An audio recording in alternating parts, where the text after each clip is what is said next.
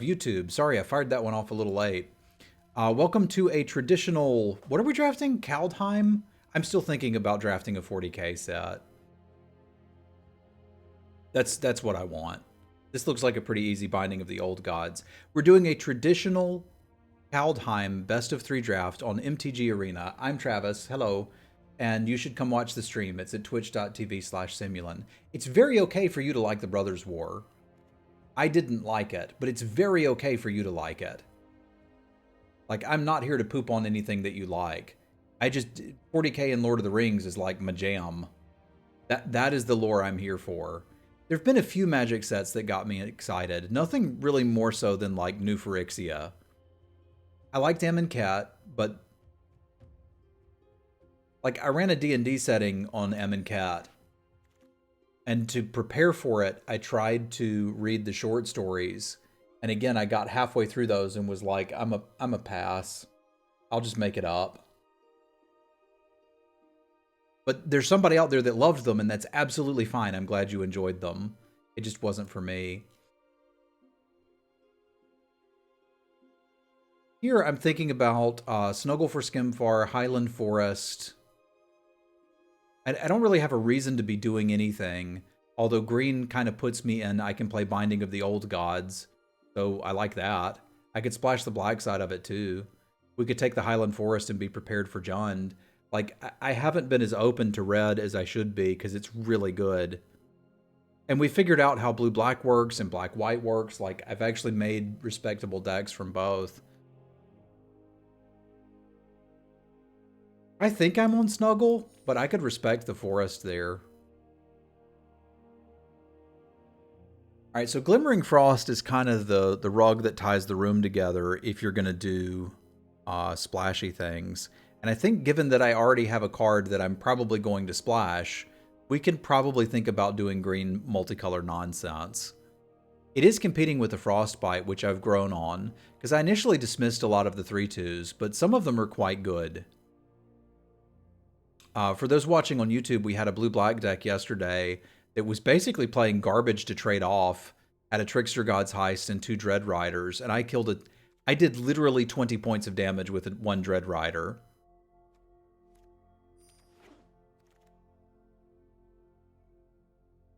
This is another tough spot, because the Sculptor could be good, the Rimewood Falls could be good. The Sculptor's already good with the Glittering Frost. This card may be worse than I thought it was, because I don't think I'm supposed to take it here.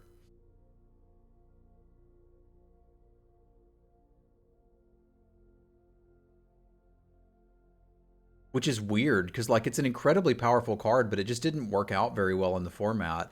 I'm going to take the Falls and be set up for just multicolor shenanigans. You're going to need to give me good stuff.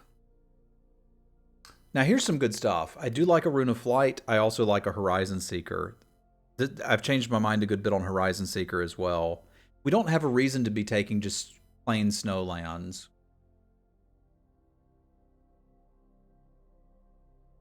But I think I'm down for the Rune of Flight here. I don't quite know what we're putting it on yet, but I don't need to. It looks like I can do blue-green things, and I'm pretty happy with that. So the second Glittering Frost means I'm just playing whatever I want now. So, done. Need a little bit of card draw, and then just take the most powerful card out of every pack. Sculptor should help a lot. We can get a ton of mana. Yeah, it would obviously be better if it was instant speed. So don't hate Herald, especially if we've got something to get with him. I don't hate Rune of Mortality. With the Rune of Flight, I've really already got enough going on there. We could also pick up some free Snowlands, but a 3/2 Menace ain't the worst if you can cast it consistently. I don't mind having access to a Broken Wings. I think I can find one later. I'm actually going to nab a Snow-Covered Plains in case I get a bear and want this.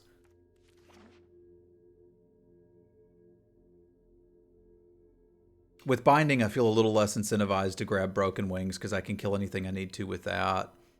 But yeah, green-black, base, splash, whatever the heck we want. Seems good to me. That blue-black deck had 2 Infernal Pets, and it could make them work. I got them to 4/4s pretty consistently. I do like me a run ashore, though. Okay, let's talk. I don't have to play a lot of black.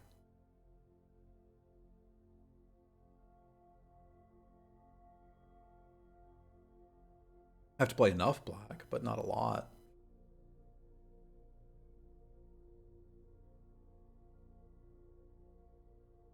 When I have two Glittering Frosts, I usually want a little bit of card draw and then just incredibly powerful things to slam. So we're a bit at the mercy of where this draft goes. If I can open good rares, almost even double colored rares at this point, we're going to play them. But like we're looking for Coma, Emerstone Predator, any big rare that will just win you the game is what we're gunning for here. And then playables after that. Like we can fill it with whatever we need to. Hoggy Mob's fine, but not blowing my mind. I don't want to go into red for card draw, but I may legitimately have to. I am potentially interested in a recruiter, but I'm trying to keep our options open here.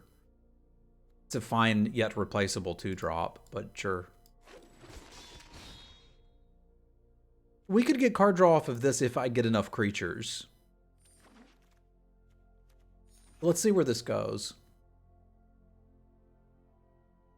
So all of a sudden, a second binding of the Old Gods makes something like a Scald very interesting to us. It does sort of solidify us in green-black. World Tree opens up even more fixing shenanigans, which I'm super interested in. But I'm beginning to wonder why we're playing much blue. So I think I'm going to take the second binding and be actively looking for a Scald at this point. And if I was going to play the Scald anyway,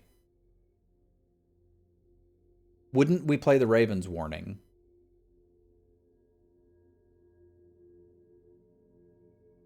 Because I really like that card. I understand that it's not particularly good, but that's not really the discussion here, is it? The discussion is I kind of want to play it.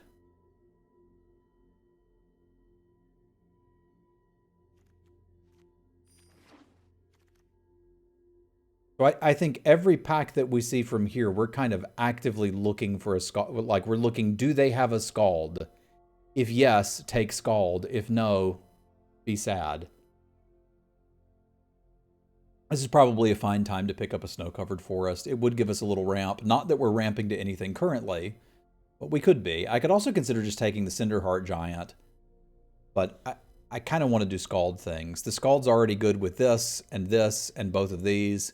If I get two of them and put one in the sideboard, we can really get nutty. I do already have one rune for this. I don't have any creatures is my concern. But like, I can probably find those. Like, we're probably playing this Death Knell Berserker now. We're green-black elves splashing for Raven's Warning, Rune of Flight, and a Scald. Are we, though?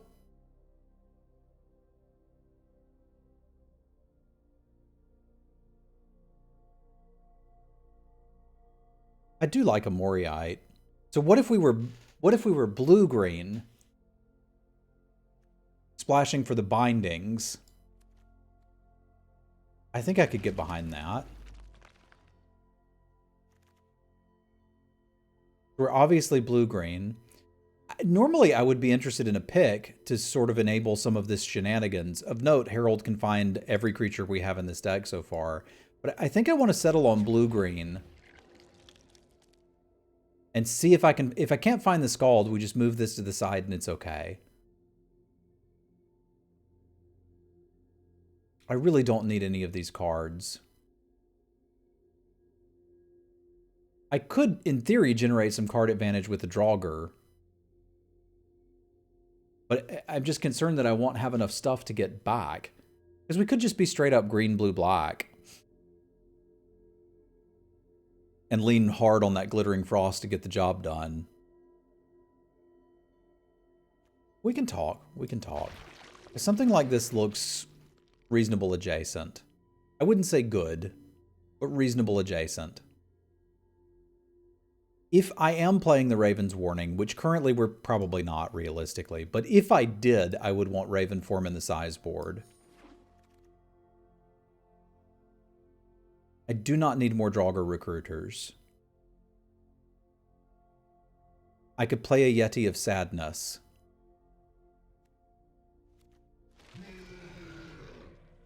I do not need more Draugr recruiters. I do need a 6-drop to win the game with, so this is like going to have to be my Linda if I don't find one. It's not going to do a lot, but I think I'm going to be first picking 2-drops in the last pack. Or a Scald. My Scald dream is still alive.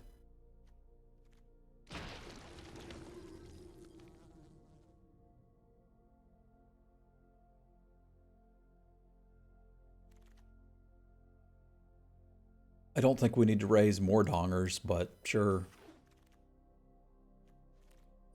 Where's the Mist Ravens at, yo?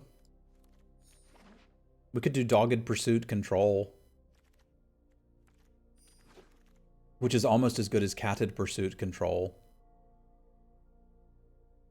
So you're saying we could do this too?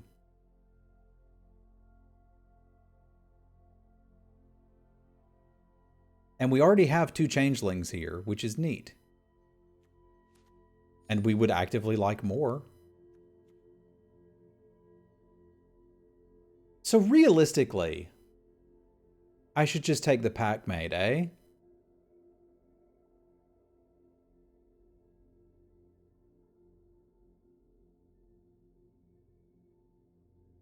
I don't want to take the pack mate. I want to take King Narfi's Betrayal. I also don't want to die. And this deck list so far looks like I'm actively trying to lose the game. I don't want to do that. So this is helpful for my splash, and if it comes together at the right time, we could totally do that. I'm on board with this.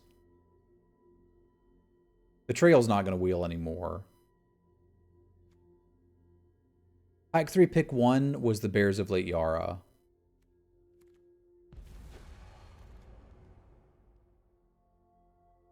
Ooh, this is a tough one.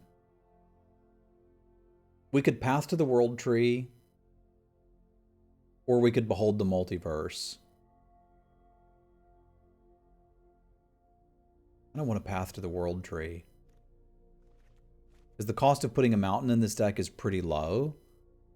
And then all of a sudden we can enable some real nonsense. I probably won't need this anymore. But I still might.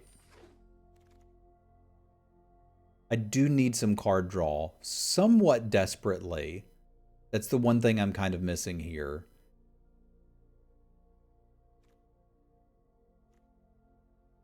I'm wondering how much I need something like Grim Draugr to just come down and block crap.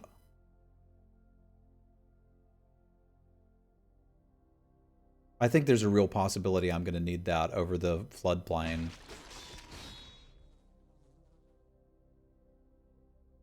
Dual land is nice. 2-drop is nice. So what's my creature count at? 11? I don't know that I can guarantee I'll see another 2-drop. But I feel like if green and black are my main colors, I've got to be a grown-up and take that. Okay, none of these are really the cards I'm looking for. Narfi is somewhat interesting. Because I don't think we'd play a Bloodsky Berserker. But Narfi, I could cast, I could get back, and it does pump a decent amount of this deck. Right? Because we've got some snow creatures, we've got some zombie creatures. I think I'm supposed to take it. I'm really concerned about the low drop situation. Man, I would love to play that too. But again, I think I need to be a grown-up. Was this actually going to kill anything? 1, 2, 3, 4, 5 snowlands? It's probably not. But it does block early aggression, and it is cute with the Draugr Recruiter, which I think I'm locked into. I'd also be very interested in a not Vold Recluse, but I'm just concerned about this part of the curve right now. I would like this Death Nail Berserker just to throw in front of something, but let's make that Haunted Edge a little stronger. Got there. And I still get this? Neat. I think I want access to this more. Because people are playing aggro decks, and I just want to not die to them if possible. Like, I think the plan here is probably to side out the 2-drops for more impactful late game if we think we need it. If I'm playing against another control deck or whatever, I can bring in these 2 cards. I could still make the Raven's Warning work here. I just don't think it's going to be that good. We needed a Scald, and that could have been absurd.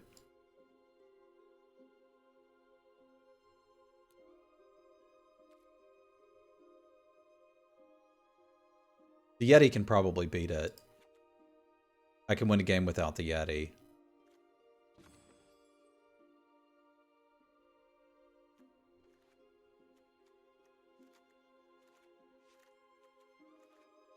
It's a bit of a question what we do from there, though.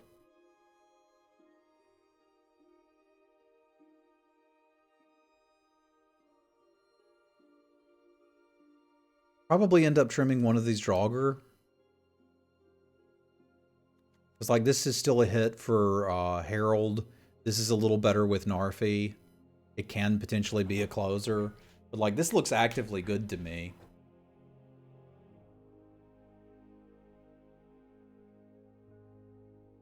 I do not want to play 16 lands. There's a question about whether I want to play 18 lands. I think.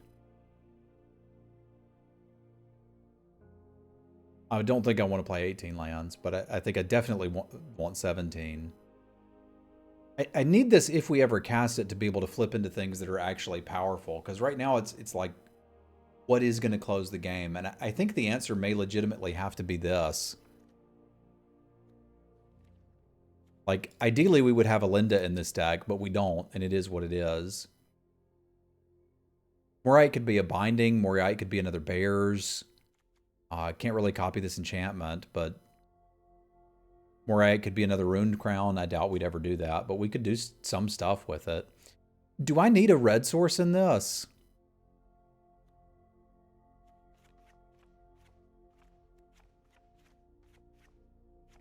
So let's start with this.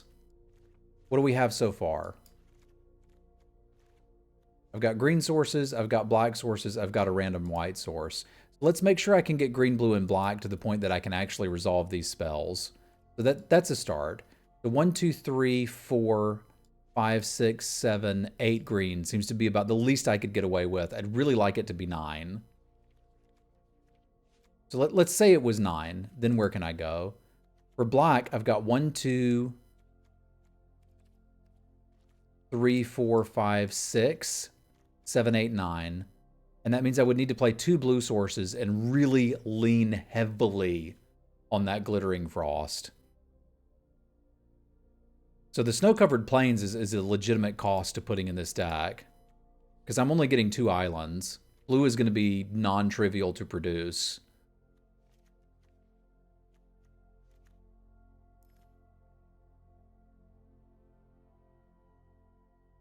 That might mean I cut a Swamp for another island.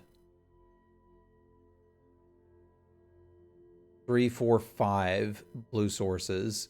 6 if you count the Horizon Seeker. And I don't need the blue that early. I think this is where it has to be unless we're playing 18 lands. And I don't think I have room for a mountain. So we can only ever pop the World Tree or cast Essica if we have a Glittering Frost.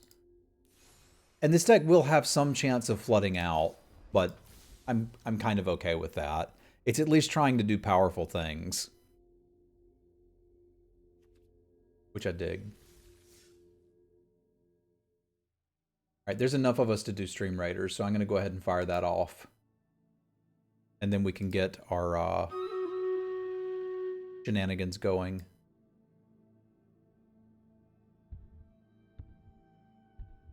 I like the double bindings, too. I like them a lot.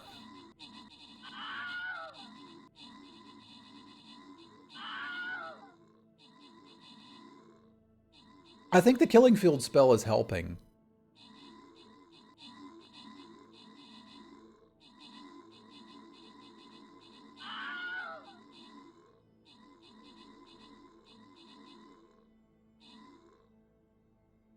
And these rogues, they got plans.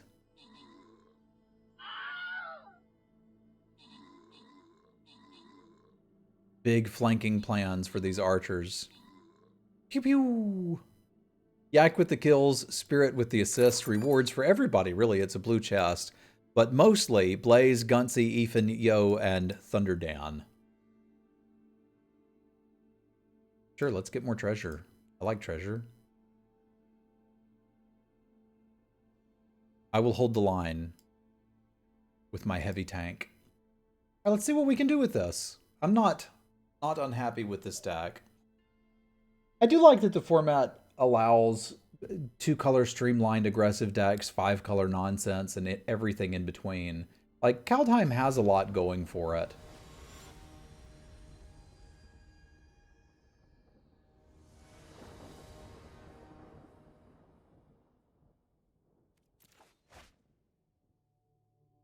That's a start I can approve of.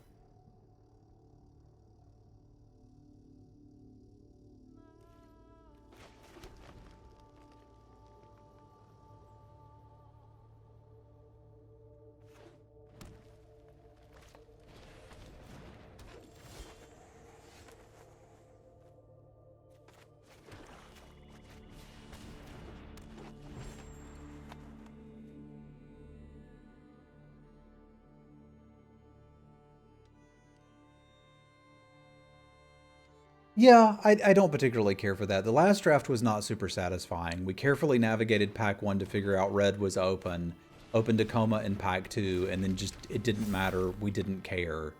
We were now blue-green.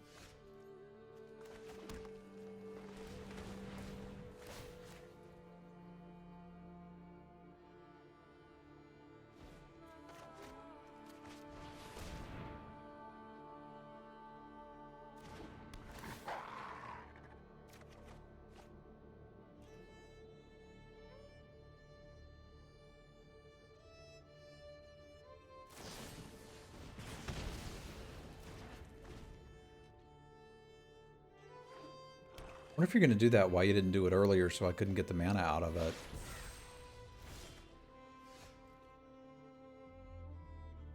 Well, that's awkward. But acceptable.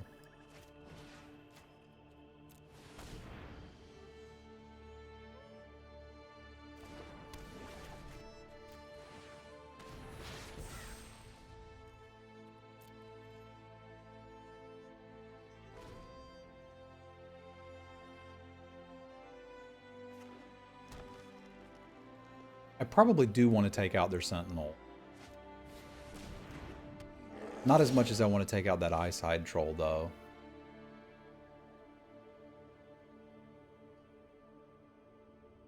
But if they've got a removal spell for it, it is pretty backbreaking. What could you have on 2 mana? I mean, you could have Doom Bolt. You could have... Well, I guess I don't need to care about the Troll yet. They can't even pump it. This is not something I need to be incredibly scared of. I'll just play another blocker, get my Elder Hall in play, and move along with my life.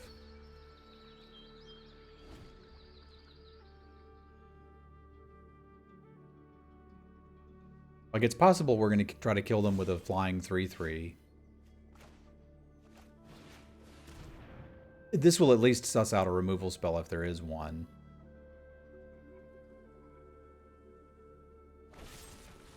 Yeah, okay, it was Poison the Cup. And that's not the end of the world, because we've still got the crown to get it back. So if we think we're going to care about this troll, this is probably the time to get rid of it. And I think we're going to care about that troll. If they've got another instant speed removal spell, they got me.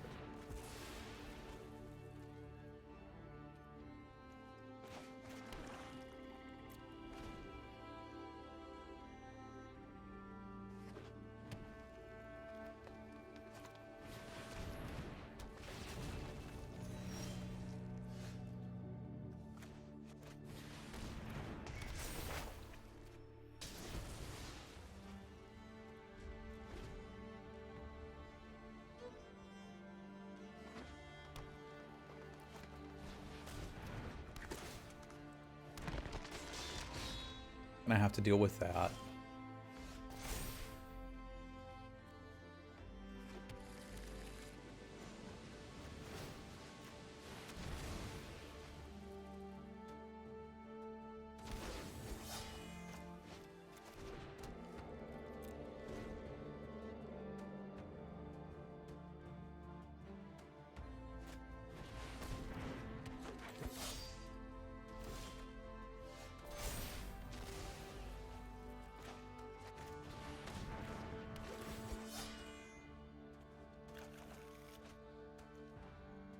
Do we wait on this or do we fire it off? Because another 3/5 is looking pretty nice right now, plus a scry. It's actually not a 3/5, it's just bloody huge. So no, we don't wait on this.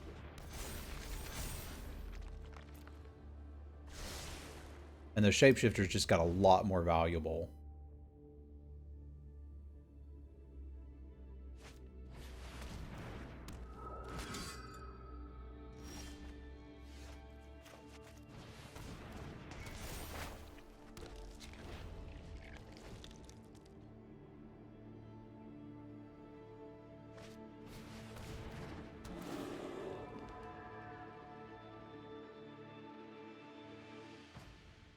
So close, butt spot. So close.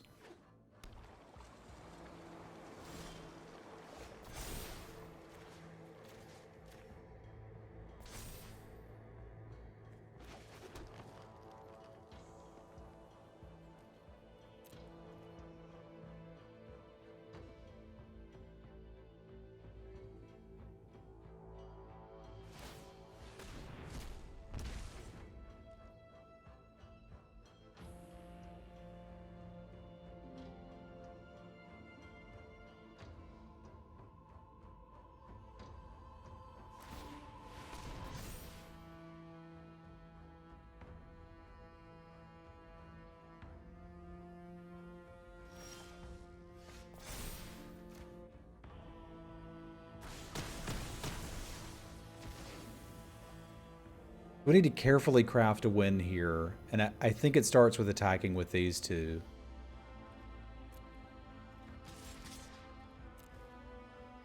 Because I need these to either trade for cards or start doing things before they draw more removal spells. Because we're kind of bricked here.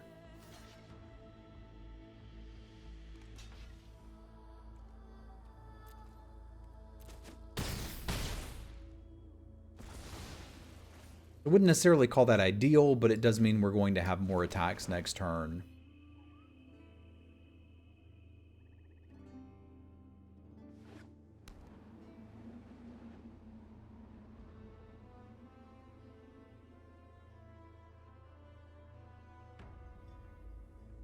If they equip the helm I want, but then we're back into a board stall, which I'm kind of okay with. Like, I'll at least be able to get in with Herald. Well, maybe not. Okay, fine. We're back to stalling. Unless...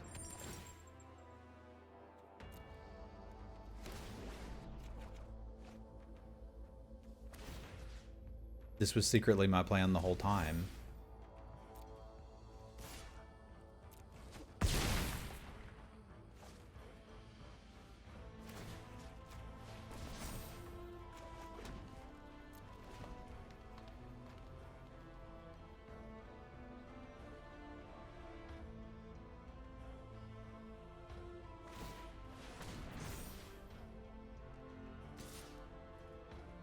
Sure.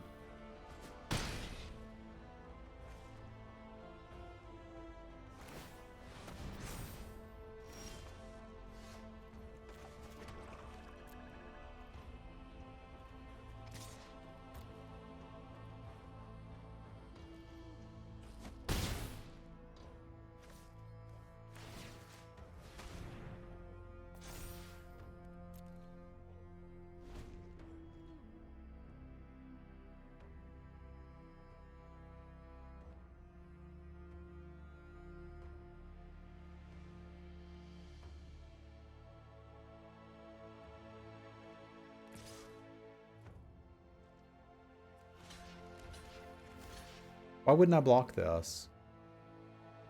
I think I would.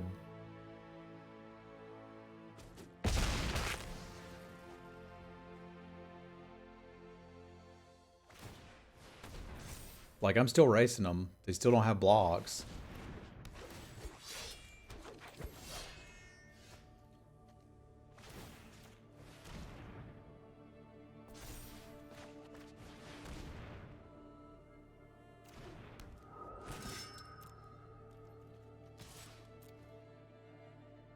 They have one creature with reach, not two.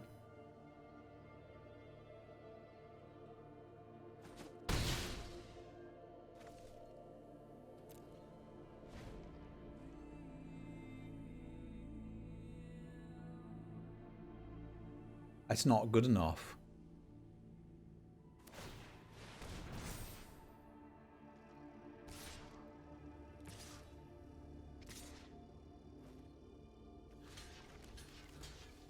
Prevents more damage if I do it this way, because they need to answer both of these things or kill me, and I don't think they're going to kill me. And now they can't even move the mask. Presumably they want to do.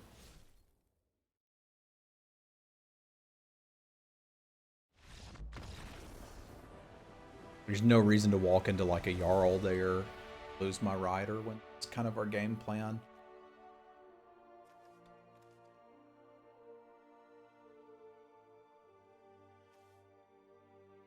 It's a weird deck we're playing against.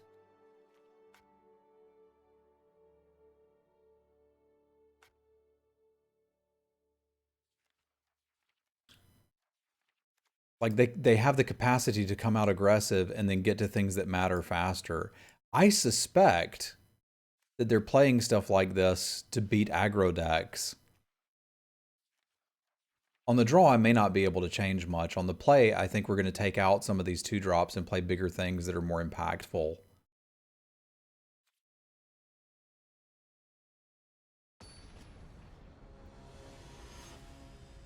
I think it should have been called a Flying Menace.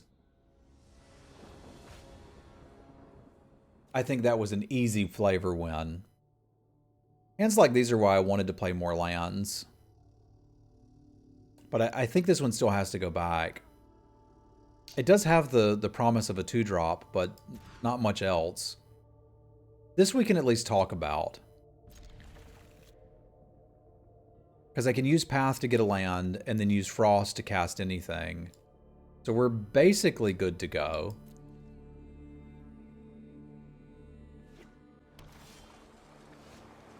We won with Coma.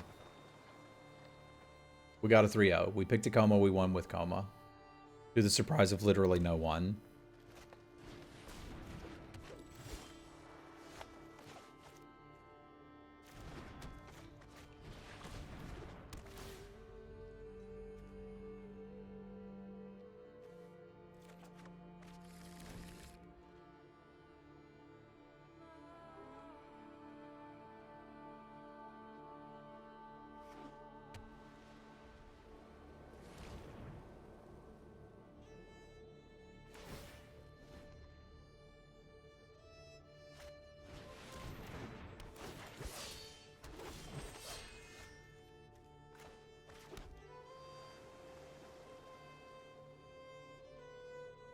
I can play a Draugr and trade it with that. I can play a Frost and take a beating. I think I'd rather just play the Draugr for now. It's not like I'm ramping to anything huge. Ideally, we just block this and fight this next turn. And then are pretty stable. I don't want them to cast a Linda early. Yeah, Linda next turn I'm not beating. They currently can't cast Linda next turn, but they could with a Forest, which presumably they're playing enough of. That could conceivably let us clean up quite nicely.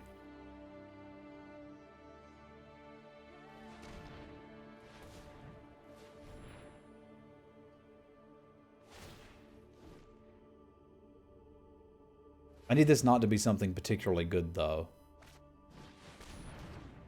Okay, as far as the scary things go, that's not the end of the world. It's not great, but it's okay.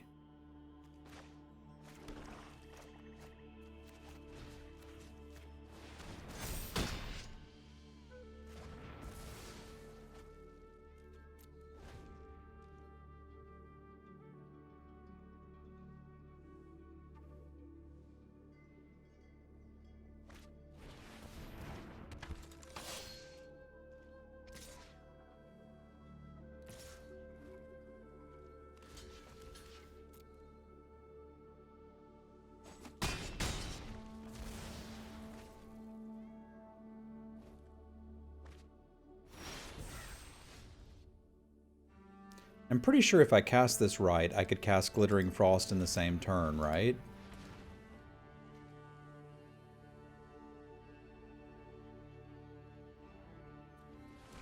I could cast Glittering Frost into Bears of Late Yara.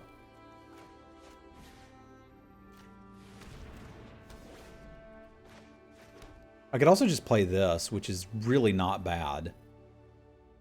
That means we're only taking 3, whereas the other way we'd be taking 5.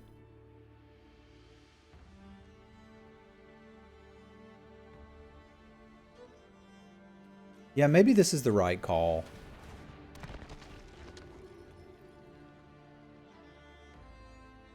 The only downside is I'd really like to cast Bears and Recruiter next turn, but we're probably not going to be able to do that.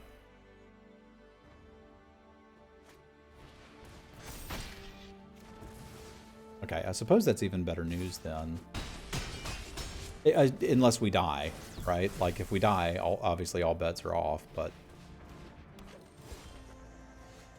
And Tapland is kind of the worst thing we could ever draw there. So we would play Bears, take 3, 4, 5, 6, 7. That's not going to work. I needed more. So I'm chump blocking this turn. I'm trading with that.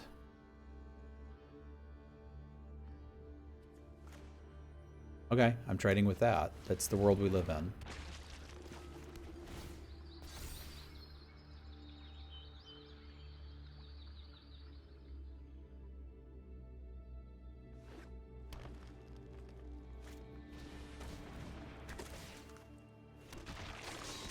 I should not have this turn.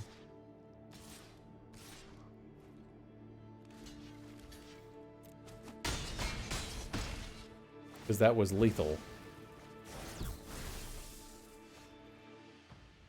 I can get Narfi and nothing. Okay, okay. What's up, Bowman? Glad to have you back. Alright, alright, alright. They have the tools to handle that. There was some consideration when I got that I should have gotten the snow-covered plains, and as it turns out, that would have been significantly better.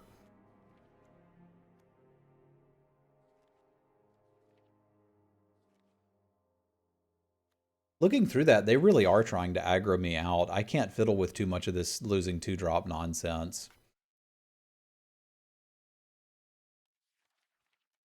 Yeah, we just got to run it back.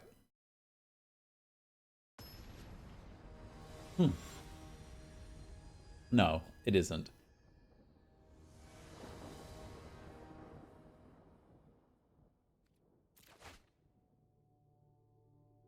All right, again, we have potential here, and we're on the play, so it's not quite as scary to be jamming out all these tap lands.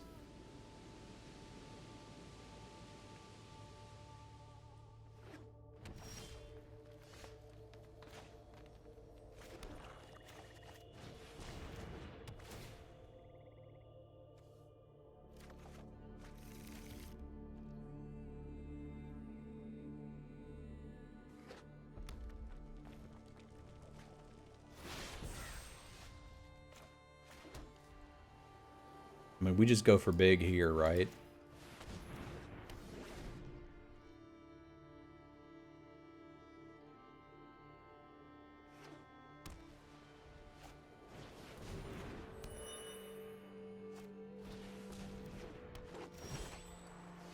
Got way better things for me to blow up than that. I really want to use all my mana this turn.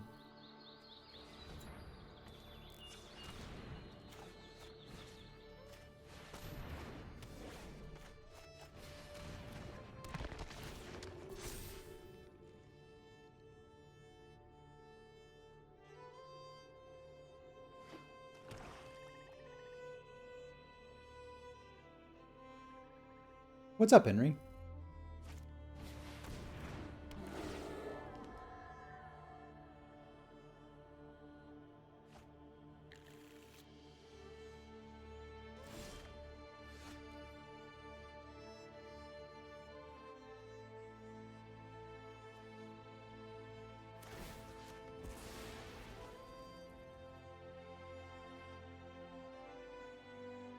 What? I'm bad. I thought it counted these, and it doesn't. Oh my god. That's terrifying. We're not going to talk about that. It was all secretly part of my plan, but we're still not going to talk about it.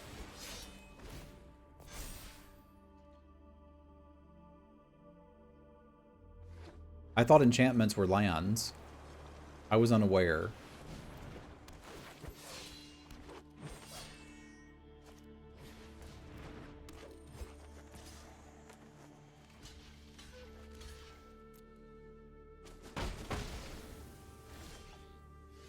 I was entirely unaware. All right, so we do have 6 mana. What can we do with it? I guess Horizon Seeker and Bears isn't the worst.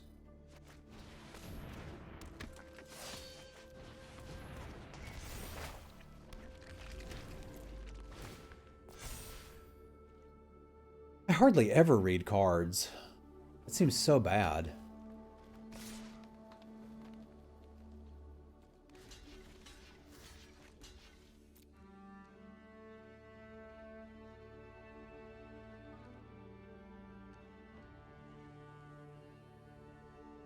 Why would you want to read them?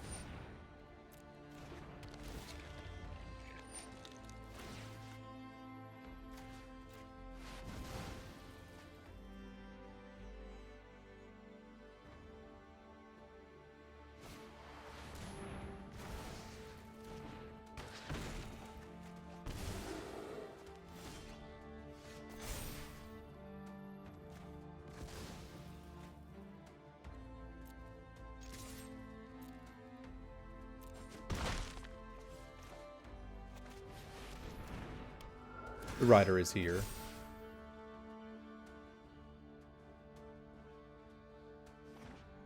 That would be good flavor tags for Hoggy Mob.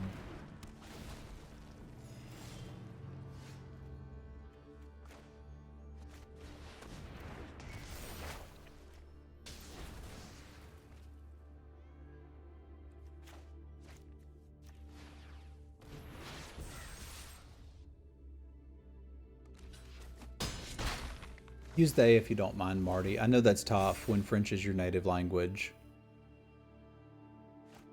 But American English, it way better to say they.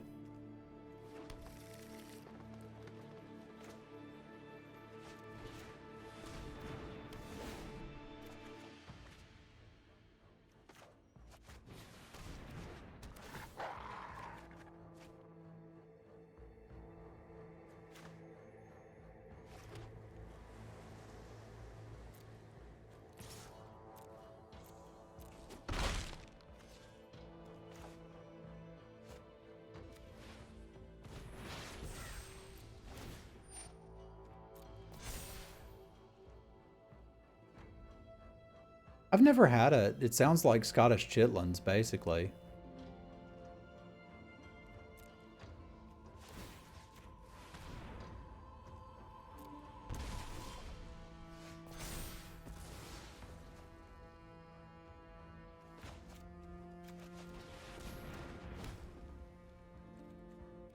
Got a spirit knight, a wolf, and a bear, huh?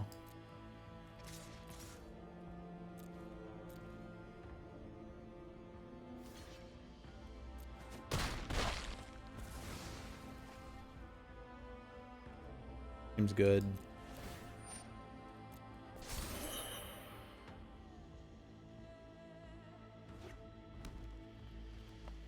Yeah, a lot of the Romance languages do. And obviously German does too.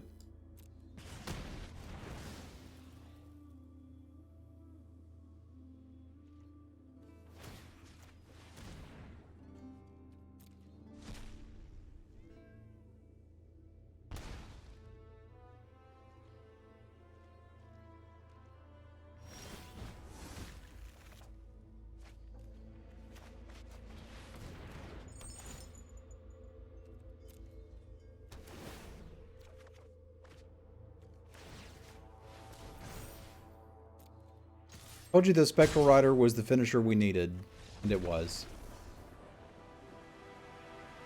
What? Teddy's precious? Tricksy arbiters.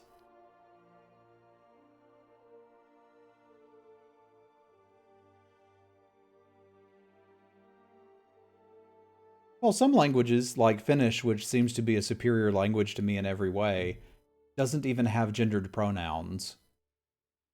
Which makes sense. What difference does it make what gender someone is, other than to their sexual partner or their physician? Like, I don't understand why. Well, let us do our Stream Raiders battle. By some definitions of the word, I am non-binary. Is something I have recognized, but I don't think I am actually non-binary. I think instead I just reject gender roles, which I don't know if that makes me non-binary or not. I've heard some people tell me that it does, and some people tell me that it does not.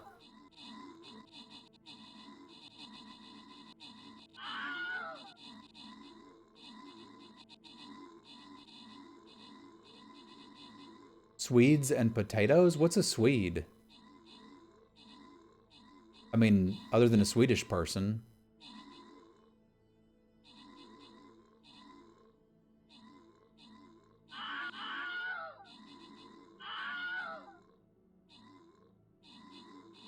I do like taters. Taters are good.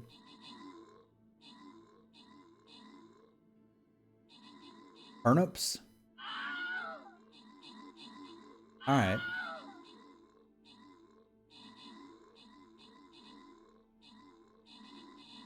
Turnips are beets, I reckon.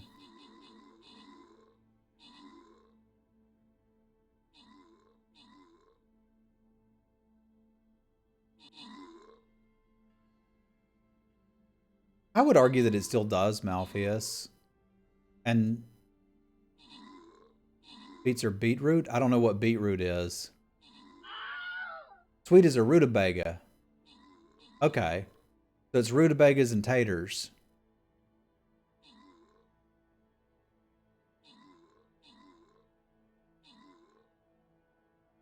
Yeah, I ate plenty of vegetables.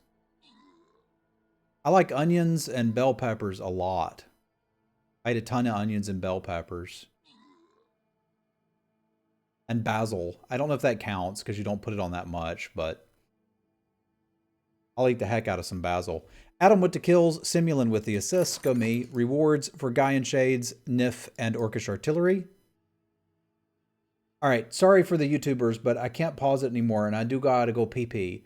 So we're going to take a short potty break, and you will be entertained with tales of vegetables from Canadians and British folk. And I'll be back with you in just a minute. How is basil not a vegetable? It grows on plants, dude. I'll be right back.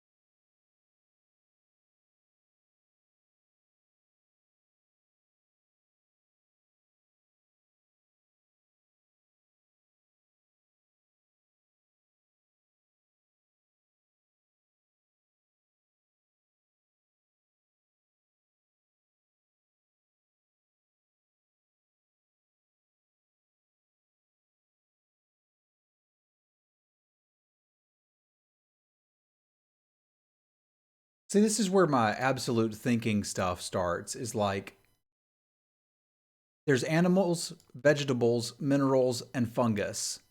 And that's it.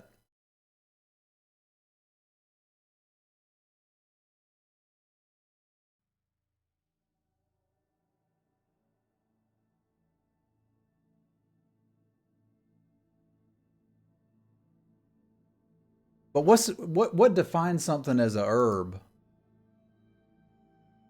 I do like vegetable chips, that's fair. They're pretty good. Not as good as tater chips, though. I mean, let's be real. If there's a bag of vegetable chips and a bag of crab chips or something, I'd even go for like plain tortilla chips. Because they're pretty good. Are taters vegetables? How are they not? Are they herbs too? I guess they're probably herbs too. Yeah, but I eat the whole leaf. Would that make an oak tree a vegetable? If you ate it, do you eat oak trees?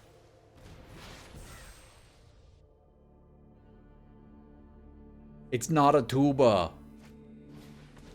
I actually know most of this stuff. I'm just having fun. It's not a tuba.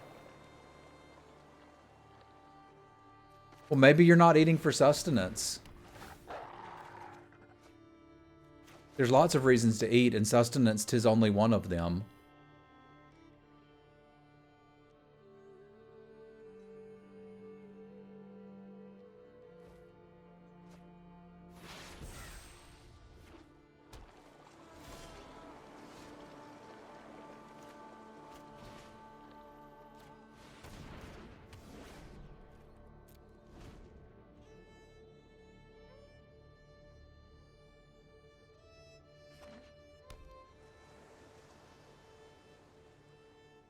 Don't eat anything that comes at you, Dustbuster. That's just a bad idea for realistically everyone involved. Just don't do that.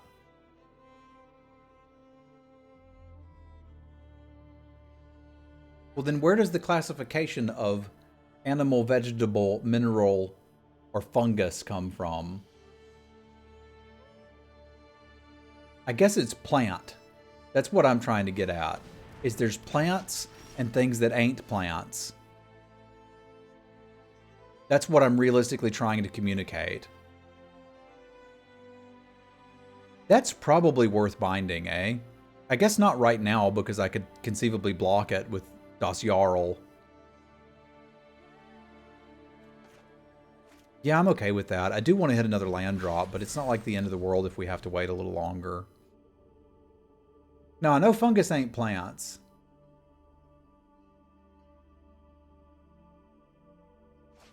And technically, eggs aren't animals somehow. Pizza's a vegetable, according to the United States government. So obviously, pizza's better for you. I'm just going to play out a Jarl of Sadness. This is fine.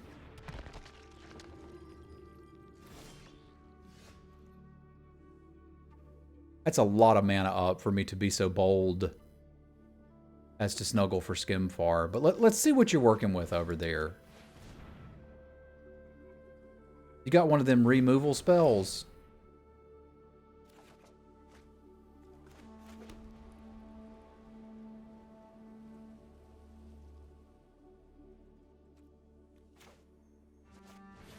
Here, let's present a couple threats.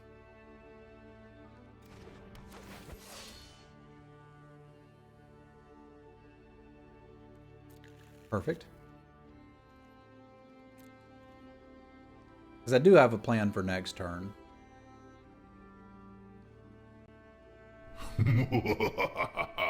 Bryce, thanks for the resub, man. Y'all spam some cats for Bryce. Thank you, my friend.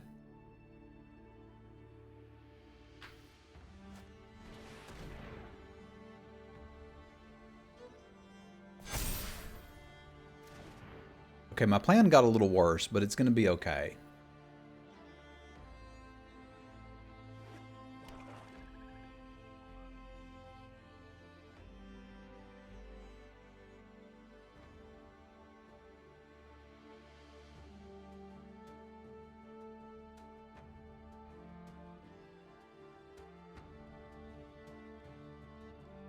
We do.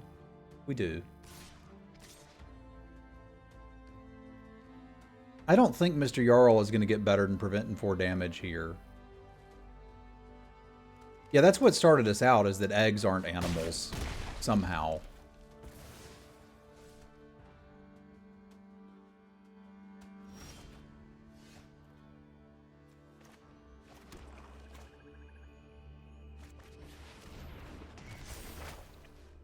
I don't want to deal with that or this. I got a lot of things I can't deal with currently. The crown will eventually let me start trading stuff off for these. So if we think we can take 8, that's a reasonable place to start.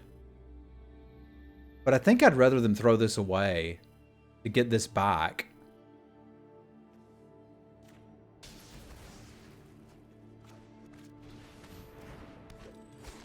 Because if it comes back as a 3-3, I can just punch it later.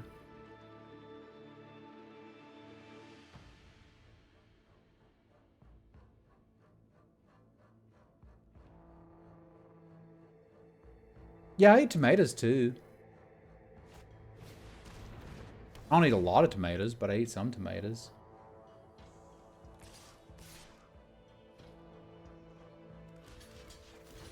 This sucks, but it's got to be done.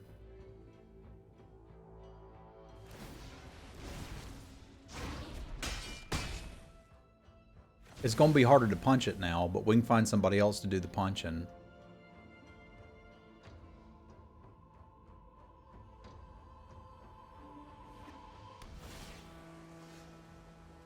I don't need you anymore. You done what you was going to do.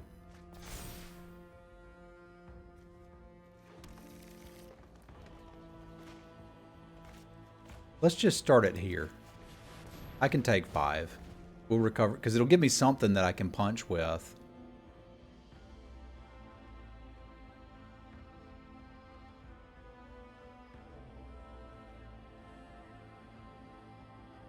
At least I hope it will. They're looking like they might want to kill it. Stop. Stop hovering over this.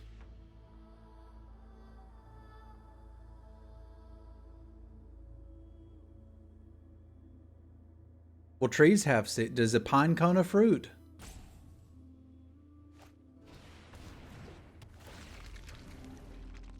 That wasn't very nice.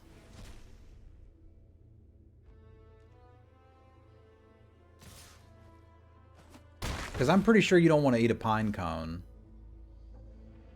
Disclaimer, I've never eaten a pine cone. I cannot say for the true whether it's a delight or not. But I have a strong suspicion that it's not very good.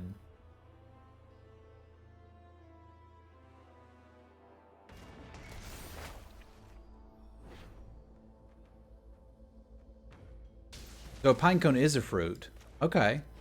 The fruit does not imply edible. That's interesting.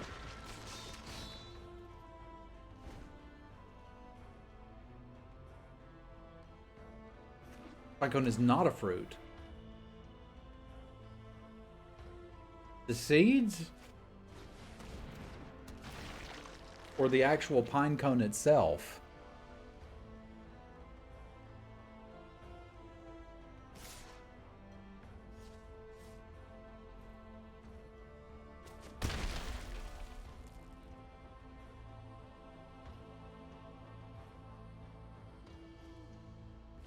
Ketchup is definitively a fruit smoothie.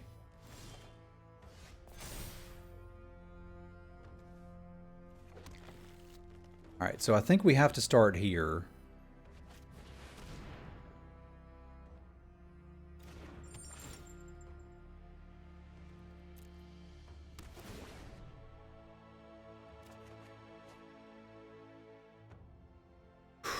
This puts me pretty close to dead in the air. I can't play 2 things, which sucks.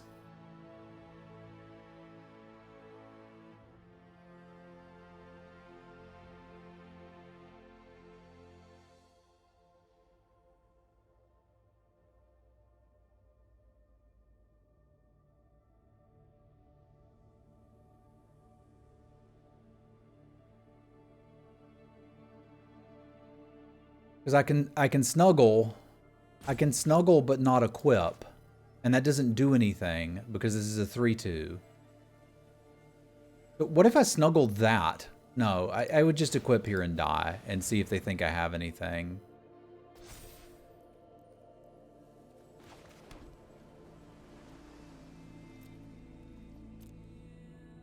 Which I don't.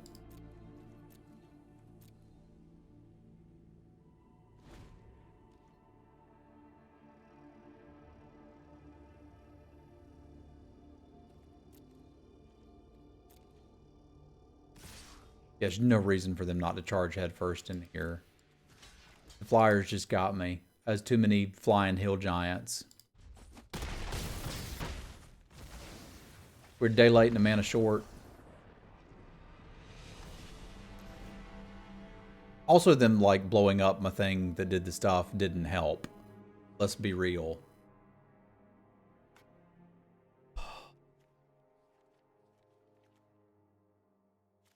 Generally speaking, I don't like Blessing of Frost, but it sure did a number on me there.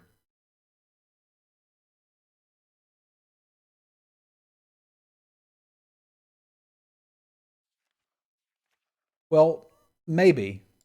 I was thinking of what sort of stabilizes us, and knowing that they've got that much enchantment removal, probably not going to be looking to make that line again. I'm trying to decide here if I want something like Run Ashore to beat up Blessing of Frost, or if I want something like Dogged Pursuit, but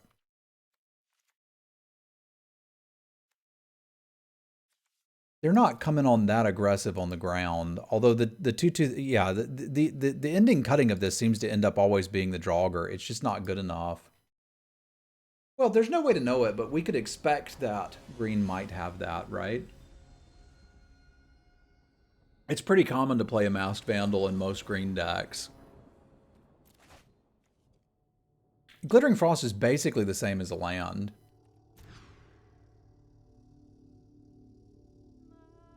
If you think about it.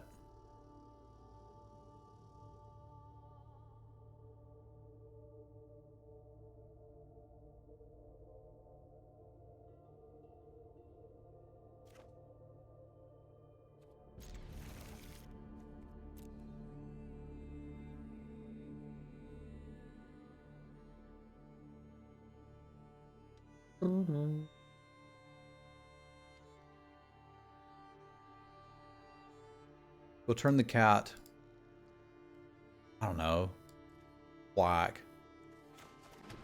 Seems fun.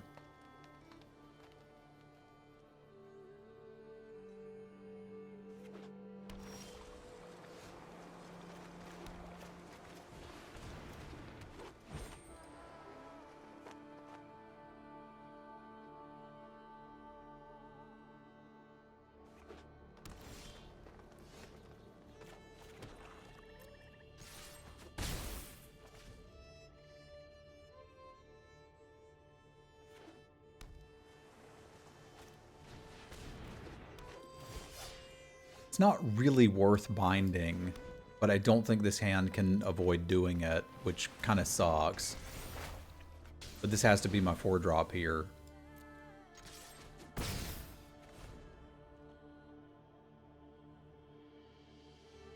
I don't want it to be, but it has to be.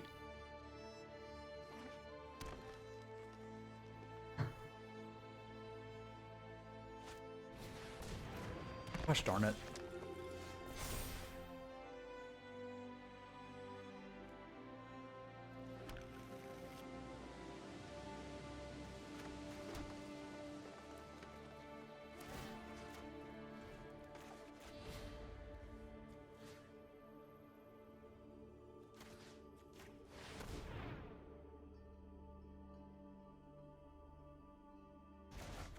This isn't what that was supposed to answer, but it can.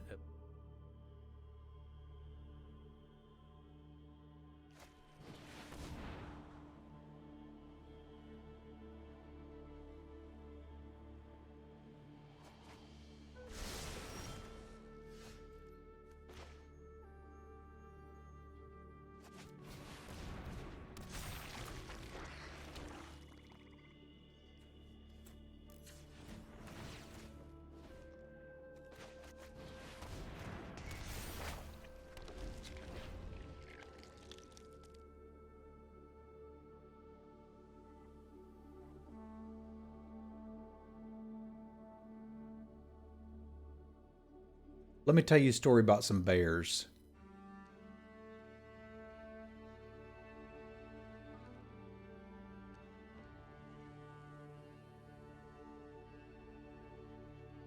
No, but it's a zombie.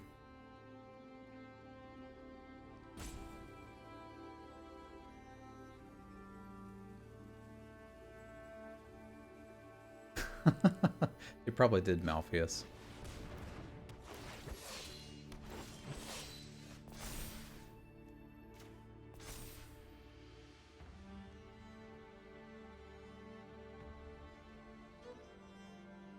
I can't really attack with Narfi this turn. I also don't feel super comfortable binding that. But this is still fine. They can't even play another creature here.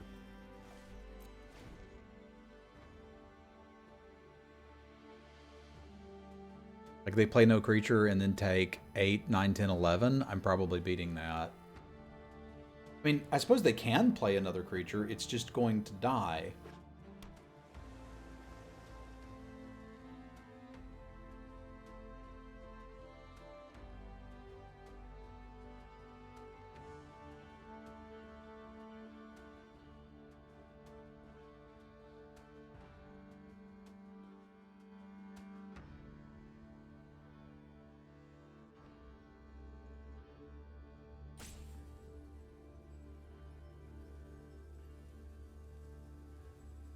Their best bet here, I think, is just to attack with it.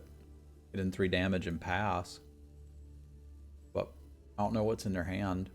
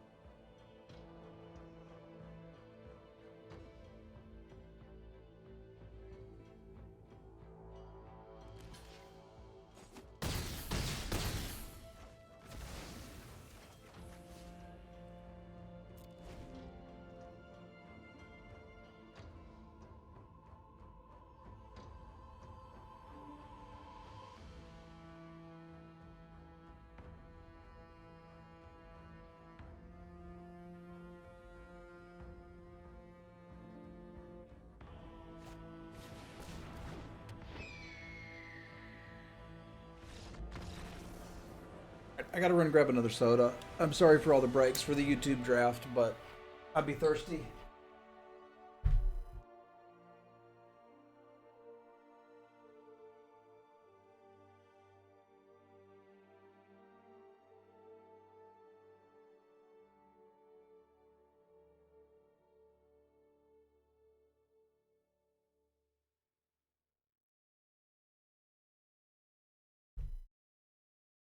These games are also incredibly grindy.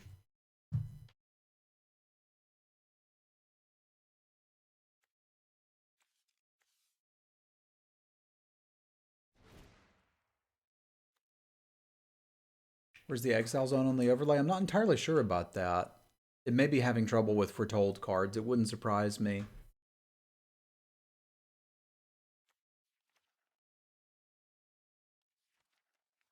I almost play the Raven's Warning.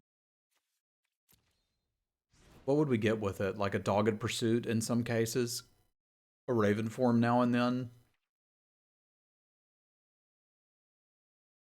I just don't think I'm reliably able to connect with a flyer against them. I don't think that's reasonable. I really want to find a way to make that card good, but sadly it just kind of isn't.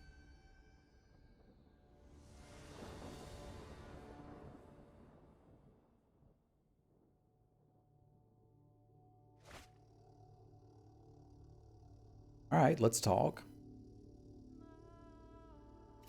It's really tough on the draw.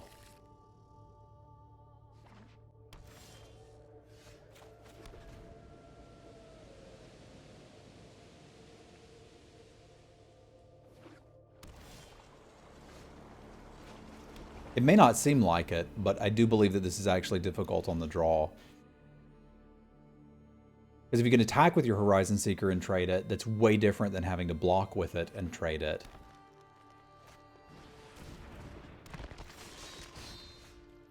right on time.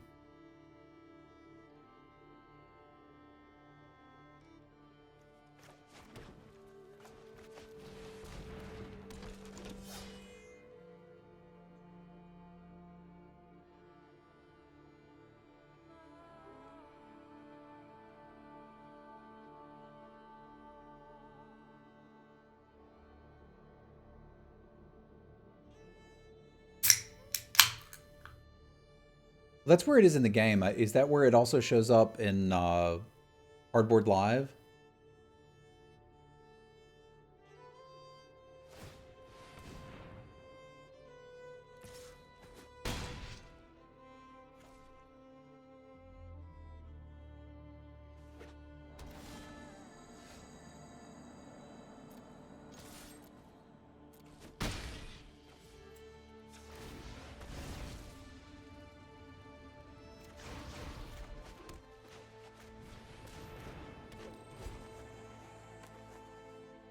Oh, okay, cool.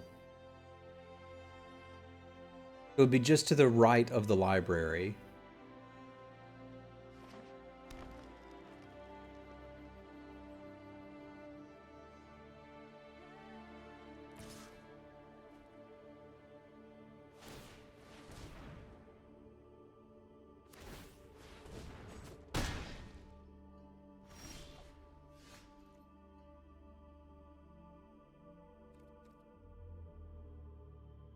I think we just get ready to block, eh?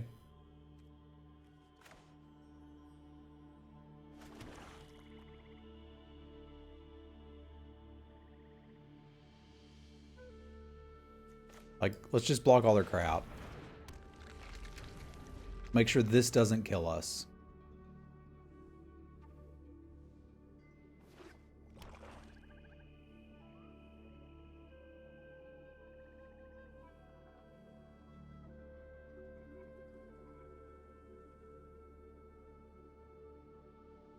It probably would have been better to run out the pack mate there. I was just thinking this might give me better blocks. I guess they could still pump it twice and kill two things, but I'd be happy to trade the Sculptor and the Kinseekers for it now.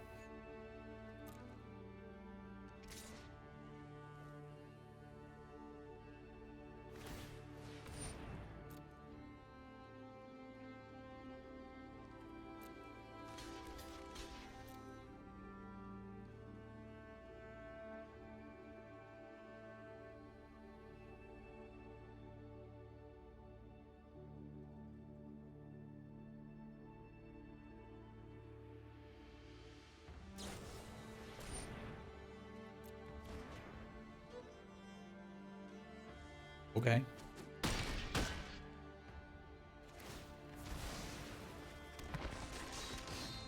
I wonder if they're going to kill me with that thing. I kind of hope not.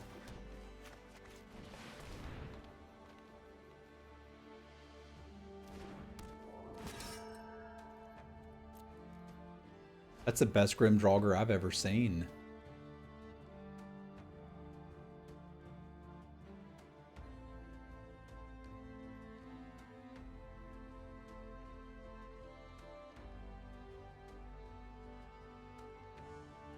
Yeah, it may still have trouble with Foretold cards.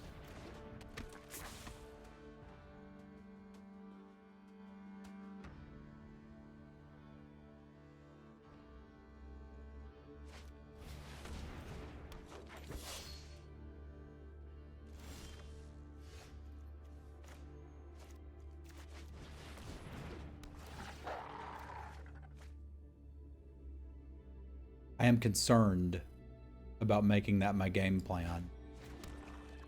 Because we know they have enchantment-based removal, but... Well, enchantment removal, rather, but I still think it is my game plan. I need a Frost to play it, but I can trade off stuff, drain them.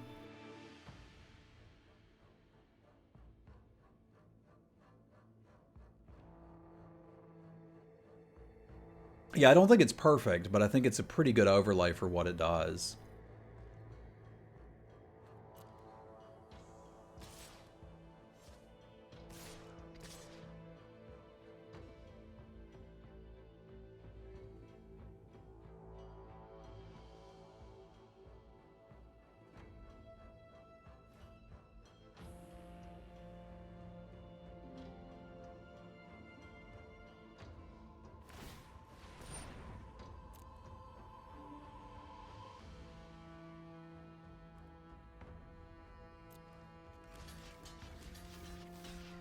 You got him.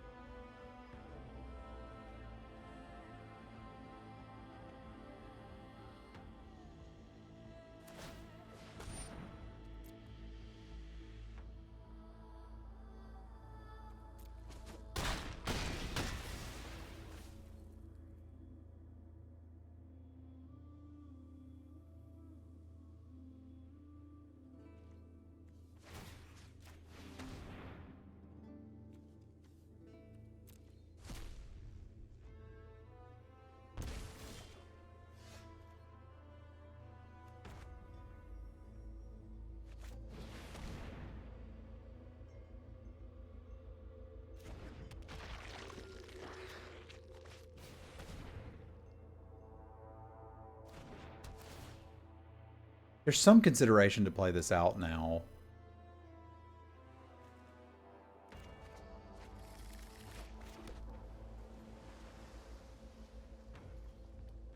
I did set myself up where I can't exile anything there, but like if I play this out, I could pop the path, and that at least does something. But if I draw a Glittering Frost, I can do both.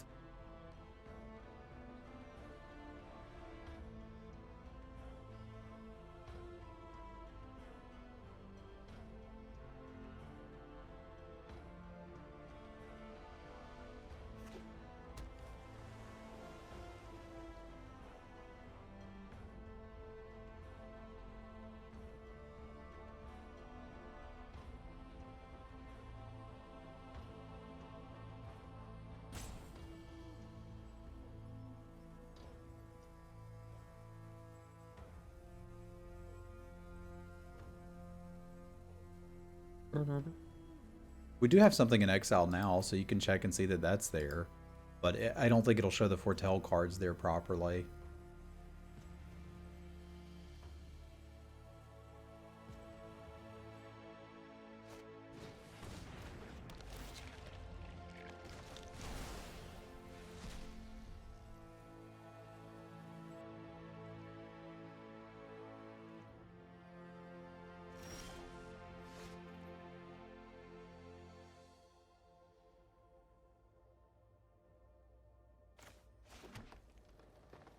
End of turn bounce your things might be pretty good.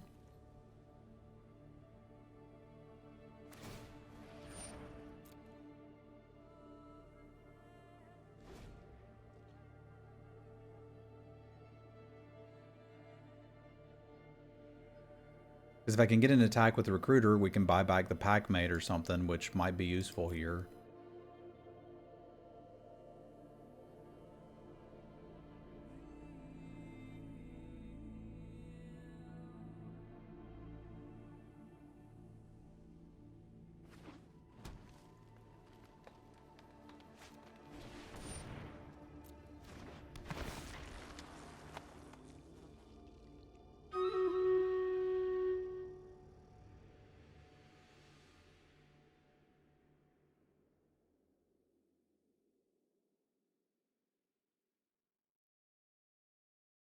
Trying to decide who to target with it. That's funny. Should almost always be yourself, but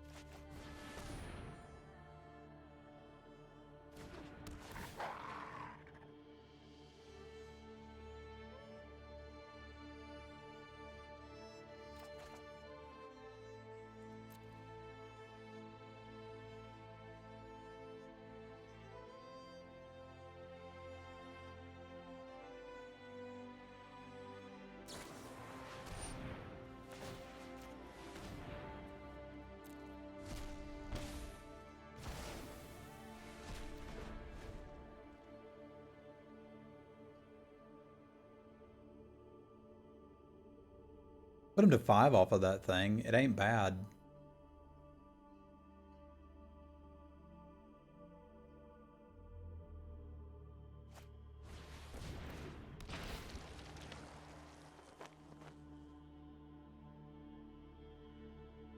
But I hope it's Narfi. It was a Moriite. I can get that back. Eventually.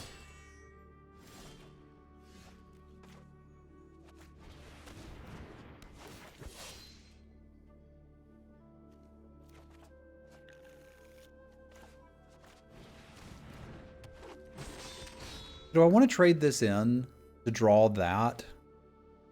Because I think we've got some blocks lined up. And like the Moriite's probably one of the best draws I could get. I don't know that this is going to have that much value over time. But I guess we'll see.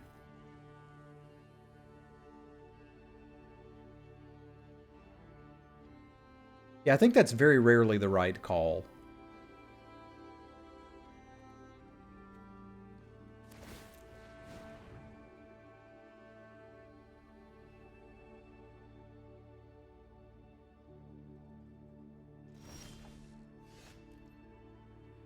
Got 1, 2, 3, 4 lands.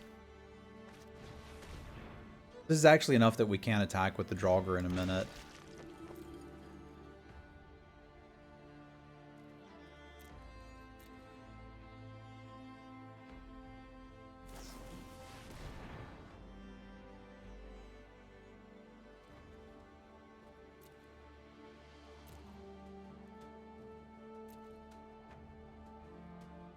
What I'm scared of is flyers from them, though, so I'm not entirely sure I want to use it that way.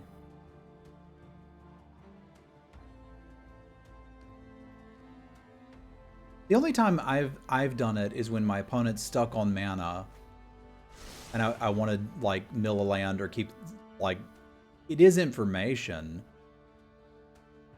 But generally speaking, I'd rather improve my draws than hurt my opponents. But I found a few spots. If they scry to the top and don't draw the cards immediately, for example.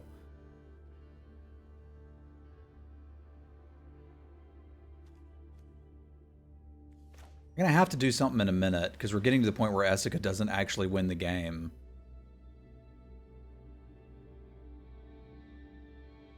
Yeah, I think I have to go for this. I could be crazy here.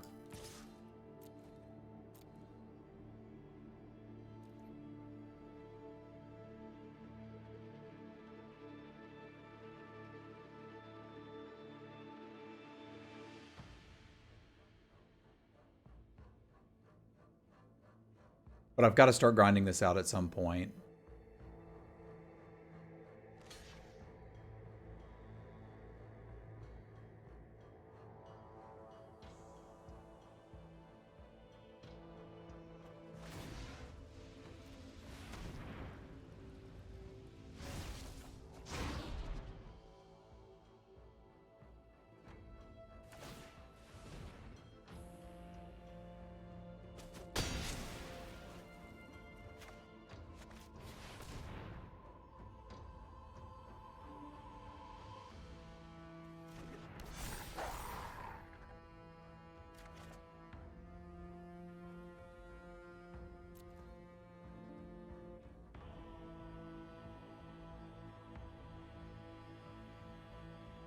Like, I don't think I actually have enough creatures left that she's going to draw anything. And I've got to be competing with them for this flyer, because the flyers are what will kill me.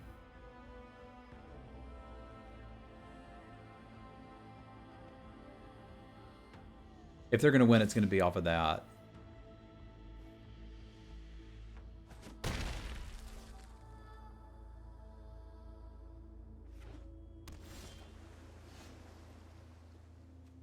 Like, we start here, because that has to go.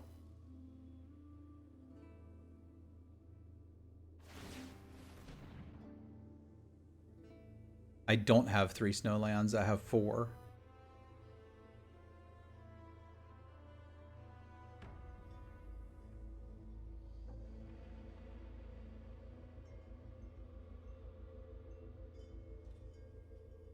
This is potentially lethal if they don't have anything. I'm gonna swing team and see what happens.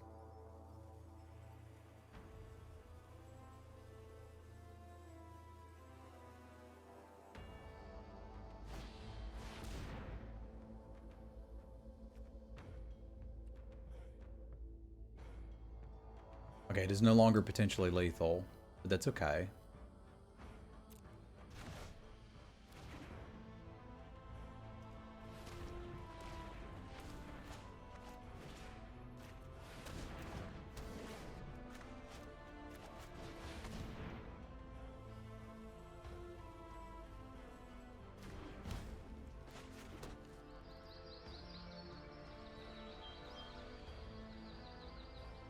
If we swing team here, they can block these two and take 3, which is not quite lethal. And then I'm dead on the crackback. Well, mostly dead on the crackback, which I don't like.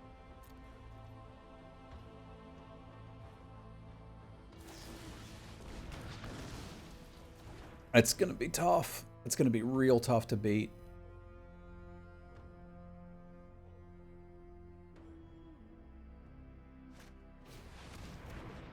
Because I need to draw cards I don't have access to now.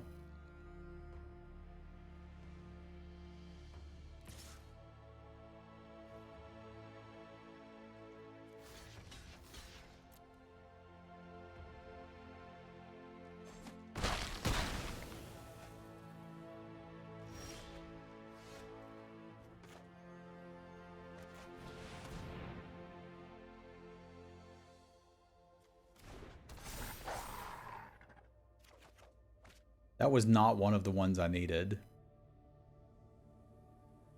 I can't even realistically attack here. I suppose if I do attack and they block with the Vandal, I can kill it with the Elder Hall and get a board presence. Because I need to somehow race this 3 power here. If they don't block with it, I'll probably pop the Elder Hall anyway. If they block with Narfi, they can't get Narfi back and play their flyer. But I think I'm supposed to attack here.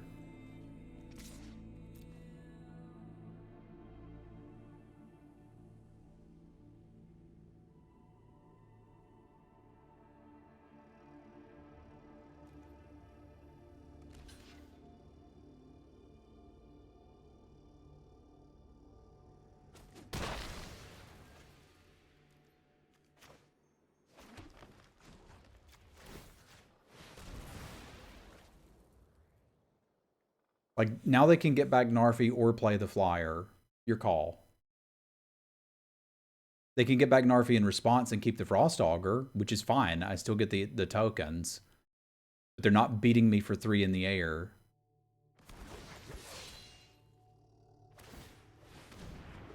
That was some interesting sequencing. They could have kept the Frost Augur. I guess they didn't want to.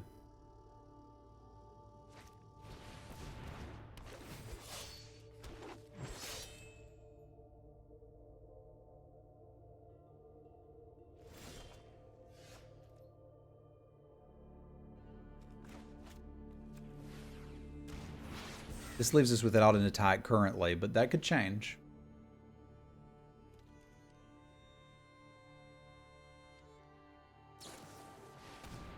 I've still got 2 bindings and a flying aura and a flying equipment. Like, there's a lot of things we can draw.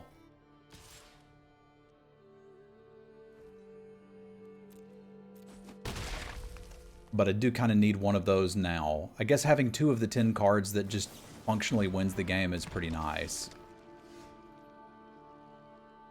This is terrifying. But I do need to be stable.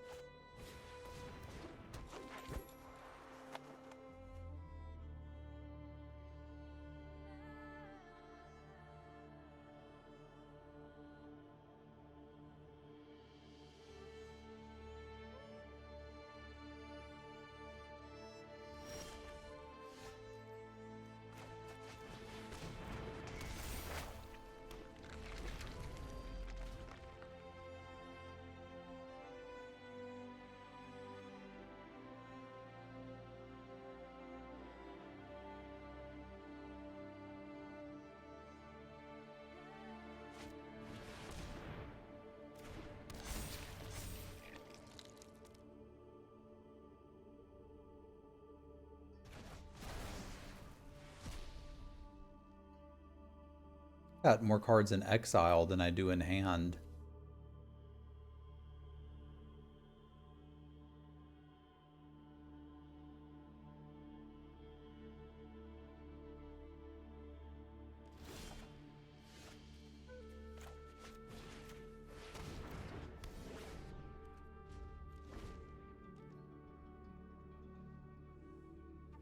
Sure.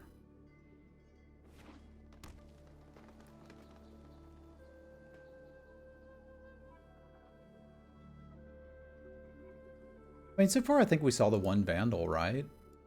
And I would side in Broken Wings against me.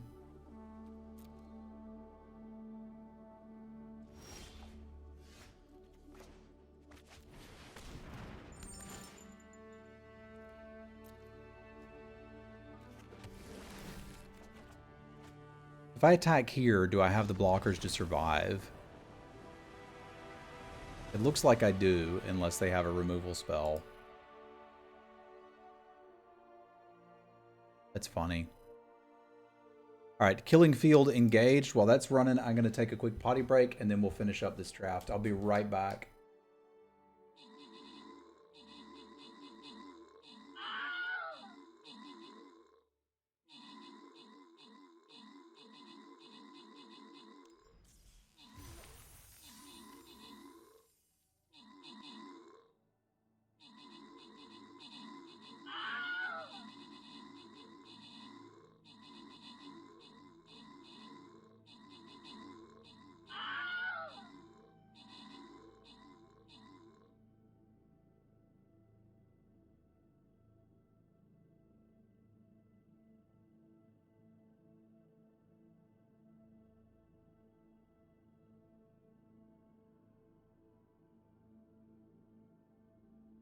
There we go. Adam with the kills, Nif with the assists, rewards for Gunsy, Nif, Mando, Unglued, and Zack. So I think fundamentally Magic is a game of luck and math. And getting emotionally invested in something that has to do with a lot of luck and a lot of math doesn't suit well with me. But like, you can make sure you're doing the math, for sure. But like, don't get emotionally invested in winning the lottery or your Magic deck that you think should be a 3. One thing that used to irritate the snot out of me when I'd watch content producers, and I actively stopped watching content producers who did this, would they draft a deck and say, this is a 3-0, this is a 2-1, this is an 0-2, like whatever it was. I was like, that is such a worthless thing to think or comment on. And it would just frustrate me to no end.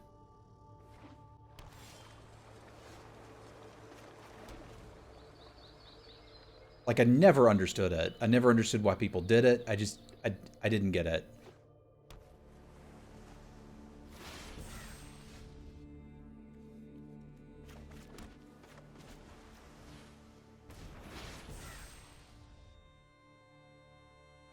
It's setting you up for a bad time, yep.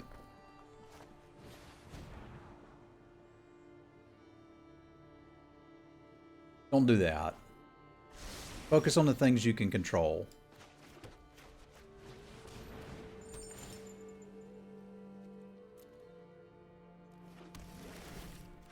It certainly feels bad to be on the wrong side of Candyland. I'm with you there, but like, sometimes there ain't nothing you can do about it.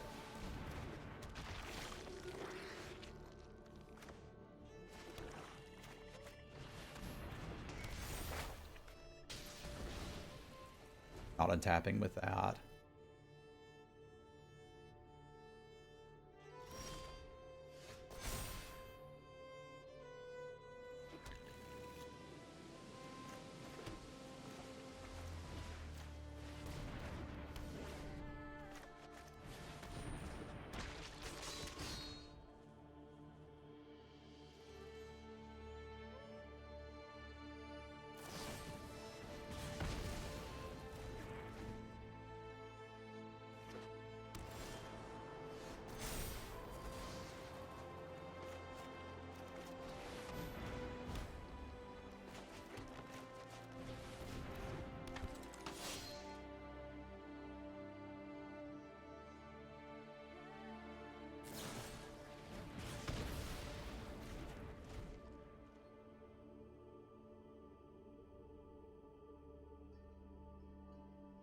I feel like I did the thing and should win now.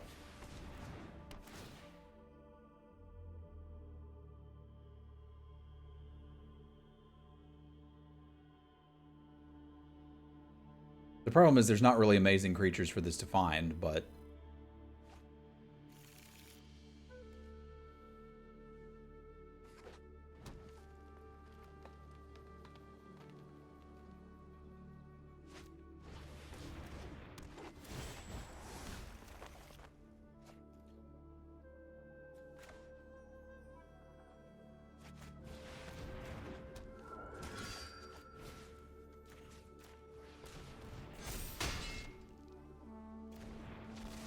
They don't have to be amazing creatures, they just have to be creatures. You're still in it, spoiler. This is the last round. I'm playing an incredibly slow deck.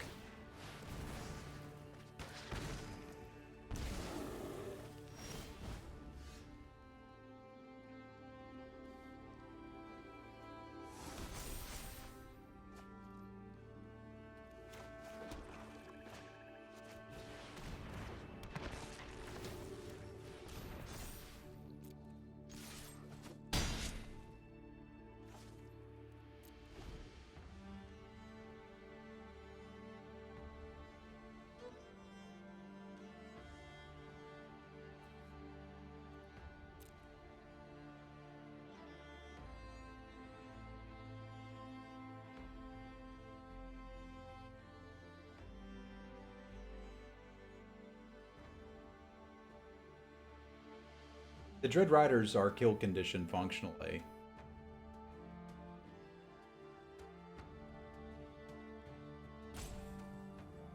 It'll get the job done. Or yet on an empty board, at least get you a land. So we got that going for us.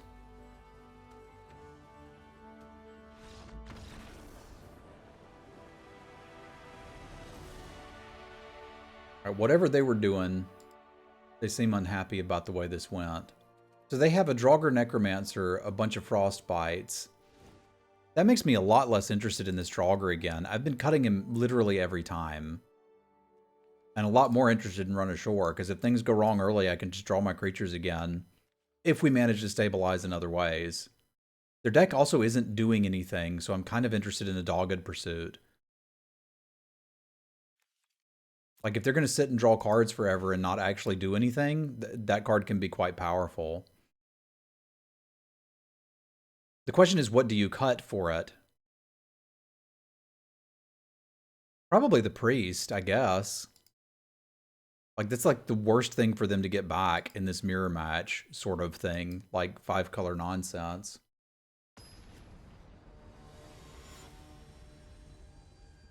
I didn't see what they're trying to win with, but it might just be Necromancer and a bunch of kill spells.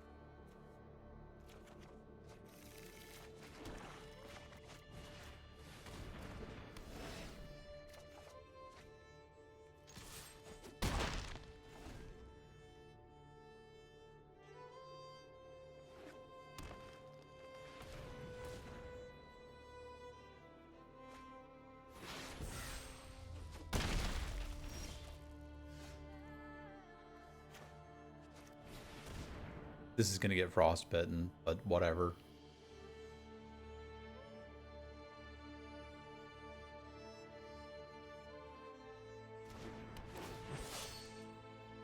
As long as it draws a card, we're good with it.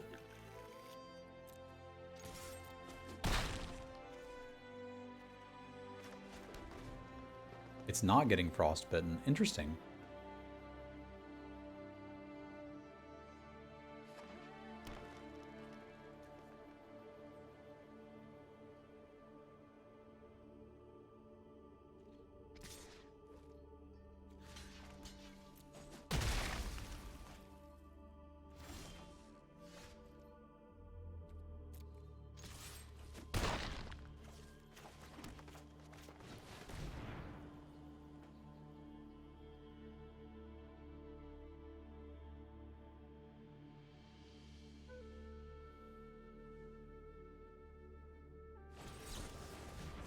Saw that one coming, did you?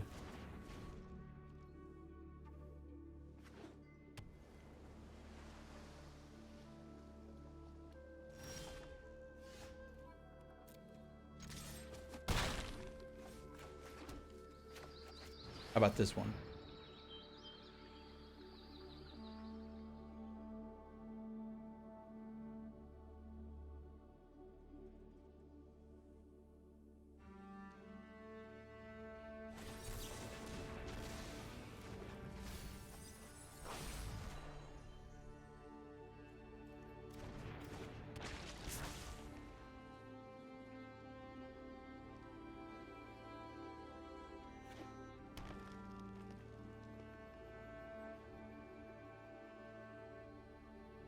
We've been tricked.